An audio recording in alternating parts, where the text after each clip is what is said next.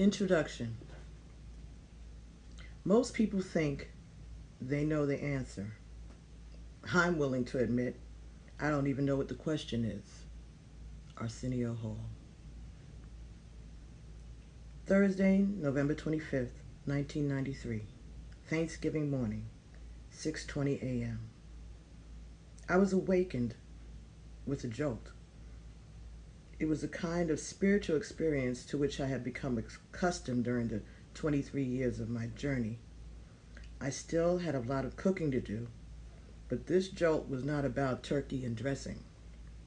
I sat straight up, threw my legs over the side of the bed, and had begun my usual morning prayer of thanksgiving when it hit me like a thunderbolt.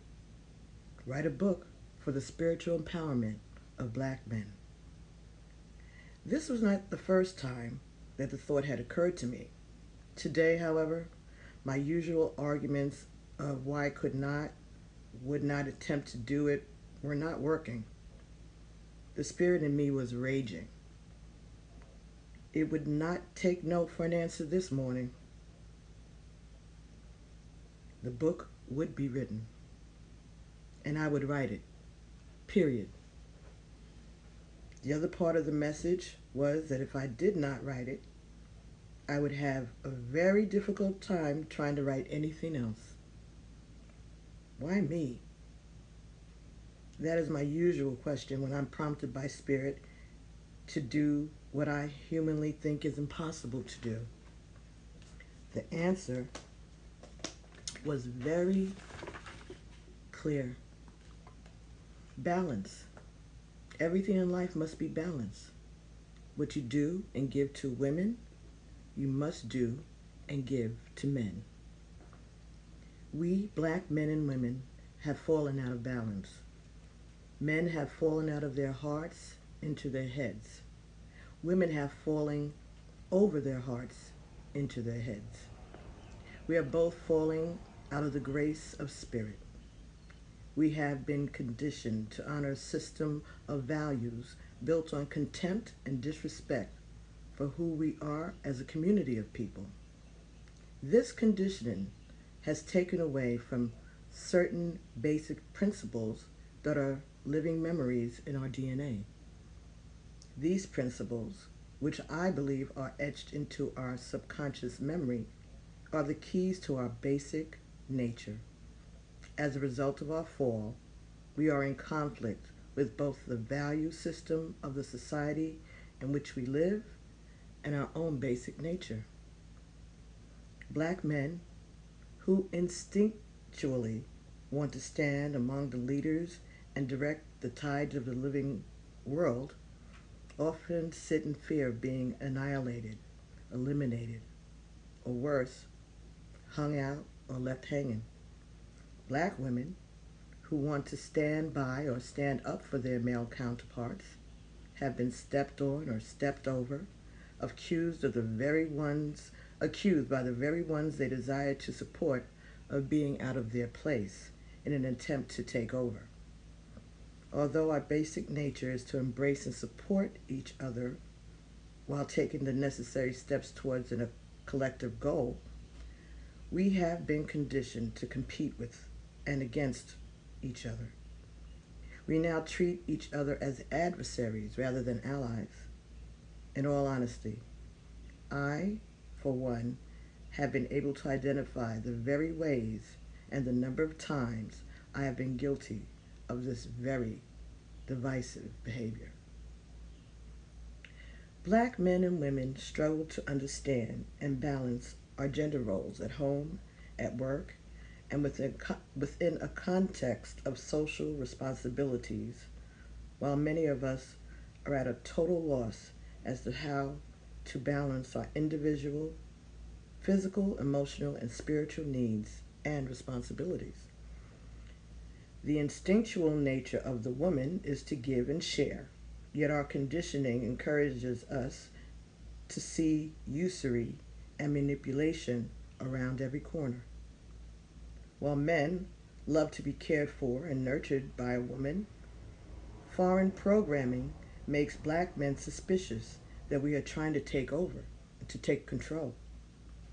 The basic human instinct to be loving and caring is often overshadowed by ego needs, image building, and peer pressure. While mama and daddy preach, do unto others and love thy neighbor, the world teaches us, everyone for himself when we hit the beach. Fear of losing ground has replaced faith. The urge to give unselfishly is overshadowed by the compulsion to get. Rather than using things to help and serve people, we are taught to use people to get things. In the process, we lose a vital piece of our cultural and spiritual soul. Restoration of what we have lost, which I am calling an imbalance, is critical for Black men because they are the foundation of the Black community. According to Yoruba culture, an ancient African belief system by which I live, the father is the sun and the mother is the moon. While both have an equal share of responsibility in the natural flow and order of life, there is generally greater recognition of the sun. This does not mean that the sun is more important or more powerful. It suggests that there is a conscious level of recognition of the sun's presence, energy, and role. It suggests that there is a conscious level of recognition of the sun's presence, energy, and role. We can see and feel the sun's rays. We are generally asleep when the moon is active. We look up to the sun. Our eyes are most probably closed when the moon rises to its fullest form. Still, these two dynamic powers, the masculine energy of the sun and the feminine energy of the moon, occupy the same space. Harmoniously, each performing its function without conflict or competition. If the African American community is to reestablish a sense of peaceful balance, Black men and Black women must once again learn to live in harmony. Harmony is a spiritual concept, not a political, economic, or social construct. The average person notices when the sun is not present. The average person notices when the sun is not present in the sky. There is no such acknowledgement when the moon is absent.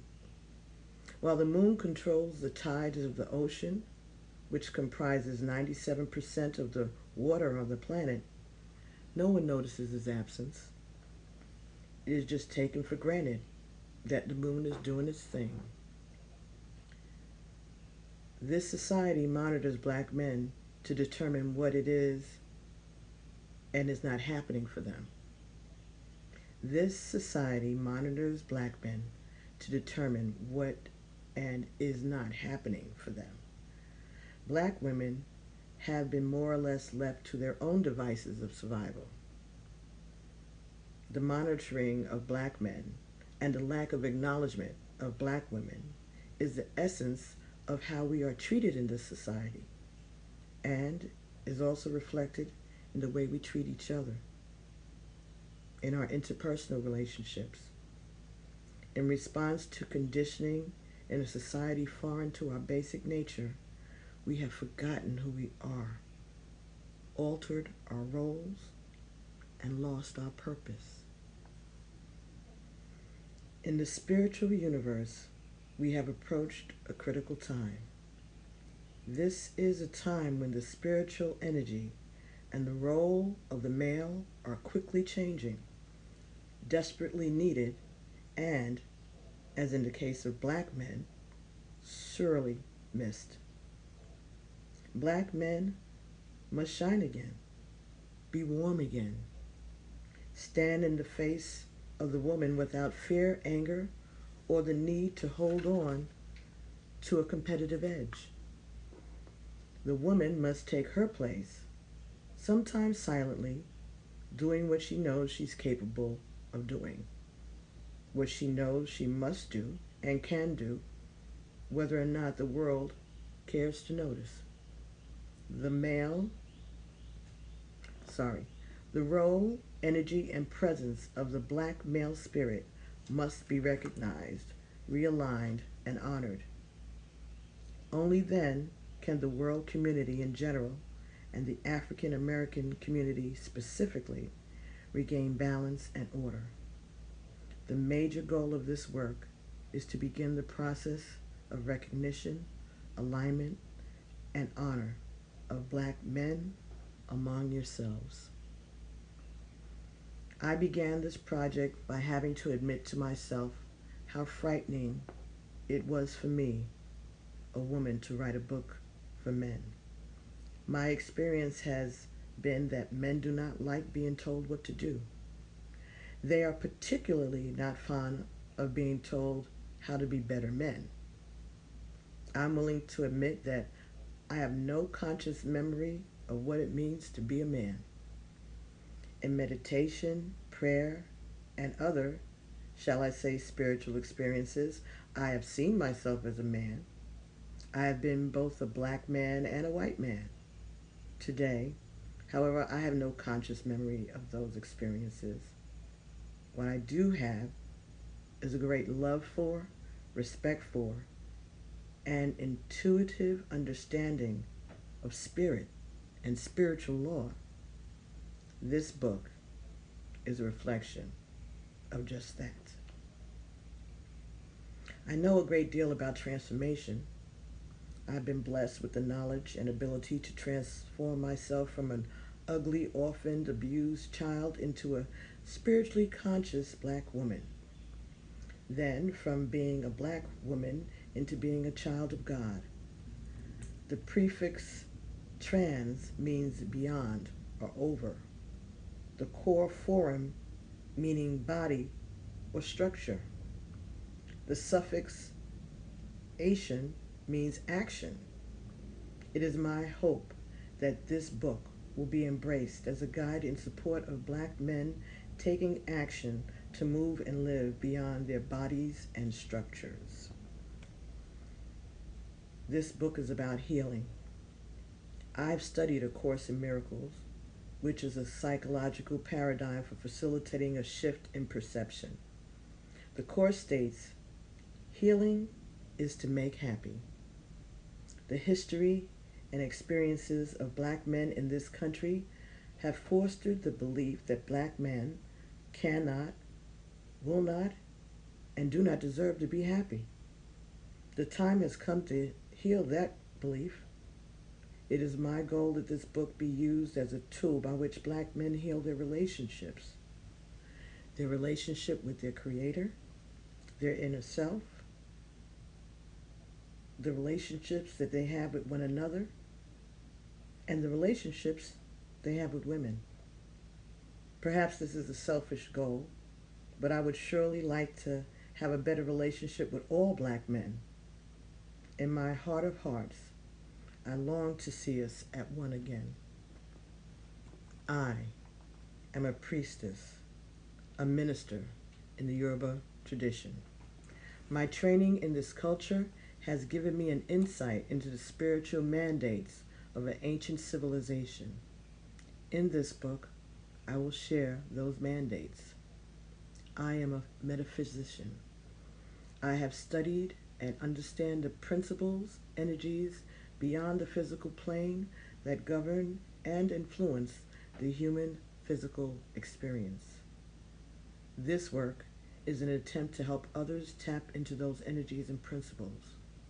I'm an alchemist, trained in the arts of sciences of transforming energy, the life force. As people change their minds, their energy and lives will change. I will share how to begin this process in the pages of this work. As a result of my experiences and training as a priestess, metaphysician, and alchemist, I have been able to support and assist individuals in developing their spiritual identity, in understanding their cultural foundation, and in transforming, changing their consciousness and physical energy as it relates to both of these areas. While the information is readily available to all, African Americans have little experience in working through the spiritual transformation process. This facet of our culture has not been readily available. This part of our identity is rarely explored. It is an identity that we were once forbidden to acknowledge, and now we're not sure of the purpose for acknowledging it or the reason that we must do so. It seems to me that not enough is being done to provide the Black community with the truth about our spiritual identity. I do not mean religious identity. This we have all been taught and used to keep ourselves separate. I mean spiritual identity. Excuse me. I mean spiritual identity. The truth of who we are at the core of our being. Spirituality is a consciously active means by which we can recognize, activate, and live in the impartial, non-judgmental, consistent truth of who we are. This may require that we alter or eliminate some long-held beliefs we now hold dear. For some, this will be too difficult. Some people need to believe that what they believe is right, even at the expense of knowing the truth. This conditioned response allows us to stay limited to what is comfortable and what we have been conditioned to believe. In this way, we are able to mold the truth to match our human concepts and ideals. Spiritually, it is impossible to change the truth. In fact, the foundation of spirituality is surrender. To be able to let go and let God do the work for you. If Black men and Black women are to survive, evolve, and flourish, we must relearn how we surrender to God. We must be willing to examine and question every spiritual value we now hold to be true and affirm, let there be light.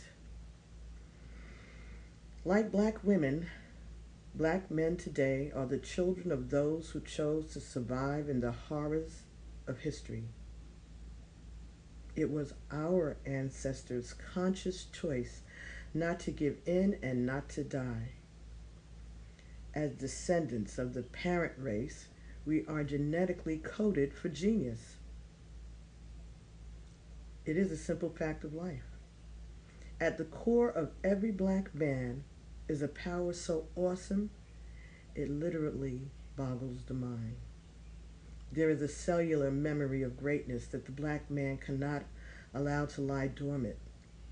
Our collective history and political condition would lead one to believe that our power has been lost. Nothing is ever lost in spirit.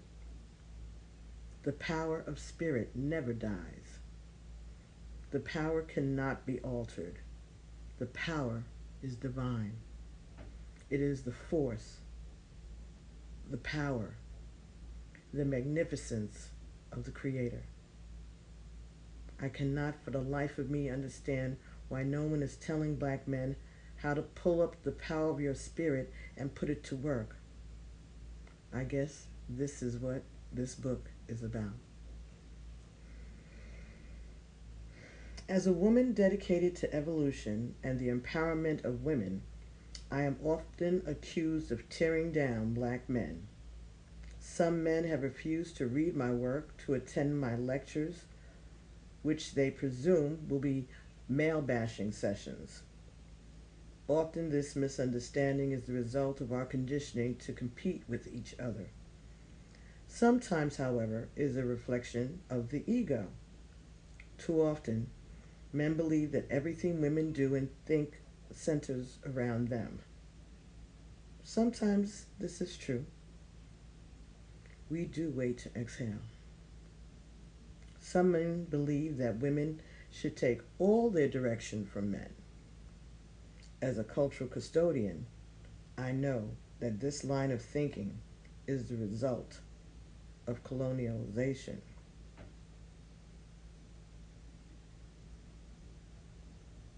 African culture mandates that women must be prepared to serve God and live with men. The training I provide for women has very little to do with men, what they think or what they want. My purpose is to teach women how to use their God-given powers to ensure the survival of the people. My objective is to assist in the development of culturally and spiritually conscious women who will ultimately unite with culturally and spiritually conscious men to produce children of the same nature. There are times and instances when women must receive their womanhood training in the absence of men. It is secret. It is sacred. The same is true for men. There are also those beautiful instances of sharing when we come together to grow collectively. We love and trust each other enough to take what we need to bring ourselves into alignment with one another and shine in the world. Like the sun and the moon, we do our thing individually in order to give collectively. I guess what this work is really about is my love for black men. My father, brother, son, grandsons, and soulmate are all black men. I have been blessed to share moments of my life with them and some other courageous, loving, and generous black men who will not make the history books. It is because of them, sometimes in spite of them, that I am who I am today. I believe it is my turn to share the knowledge I have received from the masculine energy in my body and the men in my life. It is for this reason alone that I choose to follow the urging of my spirit to produce this work. It is an act of courage for me, courage most people assume women do not have or should not display. It is the way I believe I can best serve the universe at this time, by sharing what I have learned with others. It is an act of love. As I give love, I will receive it. It is an act of spirit sharing, a vital part of itself. It is an act of spirit sharing, a vital part of itself. Ashe. Most importantly, I write this book for my son, Damon Keith Vanzant, with the hope that I can convey to him all the things I have learned after he needed them. I write this book for my grandsons, Oluwa Moji Adeyemi and Adesola, because they will not be more statistics about black men. I write this book because it is the woman's duty to nurture seeds. I am nurturing the divine seeds of the minds of black men because I know they must grow. When these seeds grow, the world will be blessed with a powerful cadre of loving, peace-filled, wise black men who will walk in the path of their ancestors. I write because I know the path leads back to God. I write this book to say simply and plainly that people have been unable or afraid to say, that is, God loves you, black men. Let me repeat that. I write this book to say simply and plainly what people have been unable or afraid to say. That is, God loves you, black man. He loves you not because you are black, not because you are men. He loves you because you are made in his image and likeness. You are a part of God. Because you do not realize this, you are dying. As you die, you take a vital piece of God's love and beauty with you. The world needs your light. It needs your love. Every black woman and child needs you also. I write this book because I am a mother. According to African culture, the mother is the first and most vital teacher. Etched into the memory of my soul are the secrets of the universe, passed on to me from the first mother. My duty as a woman is to pass that information on to the daughters and teach it to the sons. This book is my humble contribution to the education of the African sons. Ashe. And humbly, I want to say that me reading these chapters to the collective is my contribution to the education of African sons and African daughters. Thank you so much for allowing me to bring you this message this morning. I hope you enjoy it. And don't forget to share these messages with other brothers. And I thank you. Ashe. Namaste. Peace.